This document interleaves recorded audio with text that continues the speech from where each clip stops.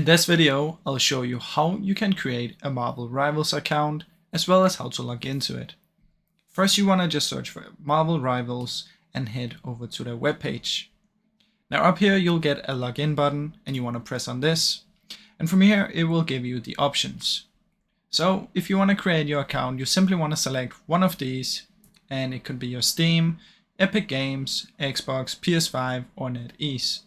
So if I just choose Epic Games, what it will do is it will head over to the Epic Games website and you can simply press allow after you've logged into your account. Now I'm already signed in, as you can see down here, so I just have to press here. But if you're not signed in, you want to sign into your account.